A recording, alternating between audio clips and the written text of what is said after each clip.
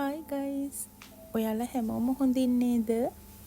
අපි අද හදන්න යන්නේ beef kidney නැත්නම් හරක් මස් වකුගඩුවක් තමයි.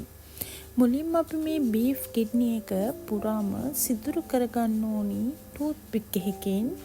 ඊට පස්සේ baking soda ලුණු ටිකක් දාලා ඒක fresh milk වල ගෙල්ලලා මිනිත්තු 15ක් විතර තියාගන්න ඕනි විස ද්‍රව්‍ය ඉවත් වෙන්න. ඒකට අපි rosemary අතු දෙකකුත් දානවා. දැන් ඒක පැත්තකින් තියලා අපි අනිත් ද්‍රව්‍ය ටික ලෑස්ති කරගමු. ඉඟුරු සුදුලුණු එනසල් කරාඹු නැටි කුරුඳු ටික කොටා ගන්න ඕනි. නැත්තම් ගලේ හරි ග්‍රයින්ඩර් එකකින් හරි අඹර ගන්න පුළුවන් ඔයාට.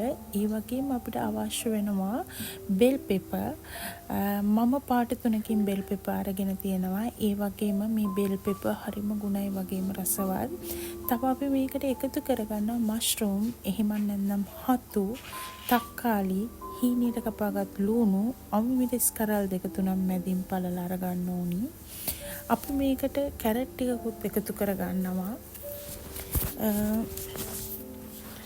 මම ලස්සනට ටික කපා ගන්නවා. පොඩි බබාලා හැම ඉන්නවා නම් එයාලටත් ආස හිතේ මේක දැක්කම අපිට උනත් ආසයිනේ. අවශ්‍ය කරන එළවලු ඔක්කොම ලෑස්ති කරන් ඉවරුණාට පස්සේ අපි දැන් කිරිවල දාලා තිබුණ අර බීෆ් කිඩ්නි එක හොඳින් ඇල් වතුරෙන් සෝදලා පිරිසිදු කරගන්න ඕනි. ඊට පස්සේ අපි මේකට ගම්මිරිස්, ලුණු සහ අබ ක්‍රීම් පේස්ට් ටිකක් එකතු කරලා විනාඩි 5ක් මේක තියන්න ඕනි. ඔයාගේ රසය අනුව මේ දේවල් වාට එකතු කරගන්න පුළුවන්. මේ බීෆ් කිඩ්නි හරිම රසයි වගේම හරිම ගුණයි.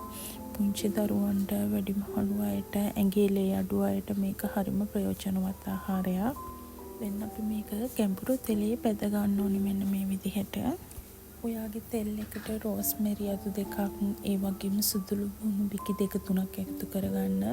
එතකොට හරියම සුවඳයි.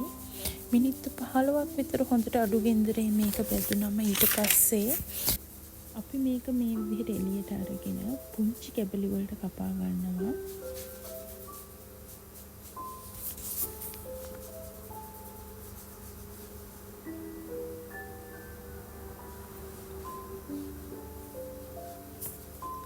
දැන් අලුත් භාජනයක් ඉදලා ඒකට බටර් කෑල්ලකුයි තෙල් ටිකකුයි එකතු කරලා කපා ගන්නපු ලුණු සහ සුදු ලුණු ටික එකතු කරලා මිනිත්තු 2ක් බෙද ගන්න.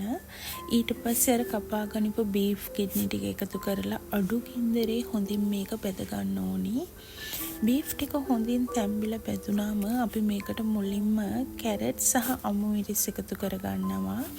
ඊට පස්සේ ලුණු සහ බෙල් පෙපර් මේක හරිම රසයි යාළුවනේ. ඇත්තටම හදලා බලන්න එක පාරක්. බීෆ් හරක් මස් කන්නේ නැති අය චිකන්, කුකුළු මස්, කිඩ්නි වලිනුත් මේ විදිහටම අපිට හදා ගන්න පුළුවන්. මේක විනාඩියක් 2ක් වගේ මෙහිම තැම්බෙනකොට දැන් අපි මේකට ස්පයිසස් එකතු කරගන්න තමයි යන්නේ.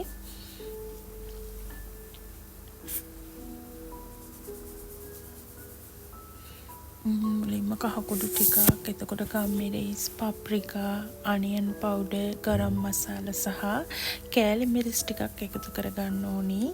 ඒ වගේම හරක් මස් රසති සුප් කැට භාගයක් මම මේකට එකතු කරගන්නවා. එතකොට තවත් රසය වැඩි වෙනවා යාළුවනේ.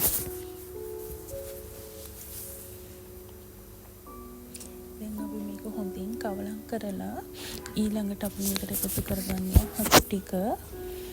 ඒකත් මේකට එකතු කරලා ඊට පස්සේ අපි මේකට විශේෂ දෙයක් එකතු කරනවා. ඒ තමයි විනාකිරි තේ හැඳි එකක්. දැන් මේක අපි තවත් මිනිත්තු 5ක් උයා ගන්න ඕනි. ඒ අතරේදී අපි මේකට පුල් ක්‍රීම් මේස් හැඳි දෙකකට වතුර ටිකක් කවලම් කරලා එකතු කරගන්න ඕනි. ඔයාට පුල් ක්‍රීම් නැත්නම් ඔයාට පුළුවන් උකු මිටි කිරි චුට්ටක් මේකට එකතු කරලා උයා ගන්න.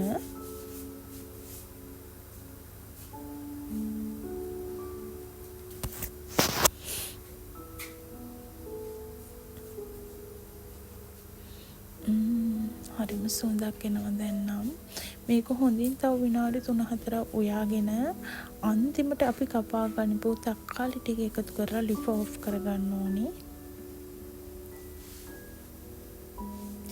දැන් හරක් මස් වකුගඩු එහෙමත් නැත්නම් බීෆ් කිඩ්නි ඩිස් එක ලෑස්ති.